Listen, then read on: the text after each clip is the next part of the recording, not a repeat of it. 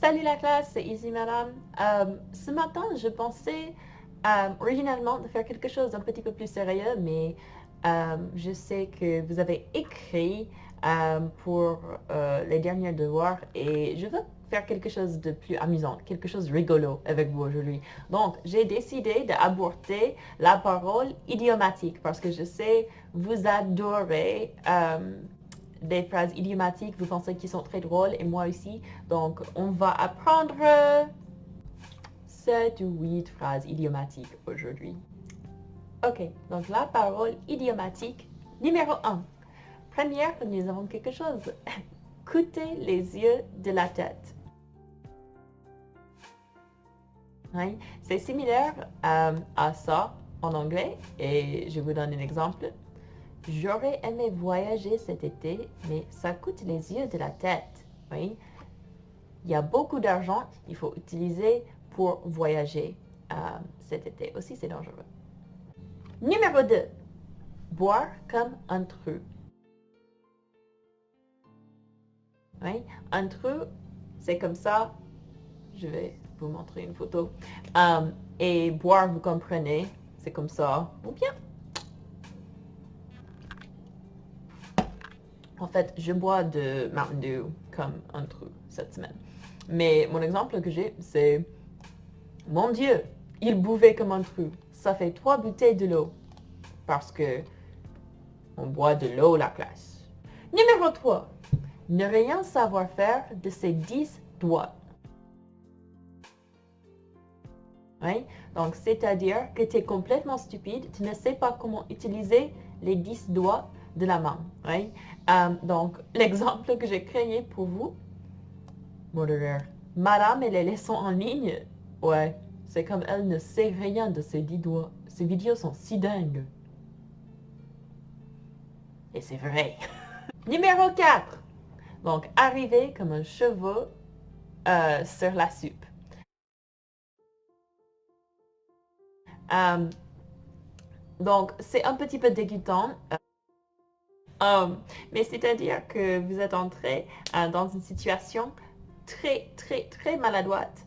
L'exemple que j'ai pour vous, elle était en train de raser les sourcils de son petit ami quand je suis arrivée, comme un cheveu sur la soupe. Numéro 5. Donc, littéralement, ça c'est quelque chose de la météo, la chose qui est très dangereuse dans le ciel, qui commence le feu. Ouais? Mais, selon les Français, ça c'est quelque chose de très, très, très romantique. Donc, quand vous avez un coup de foudre, c'est-à-dire que vous êtes immédiatement tombé amoureux quand tu as vu la personne. Hein?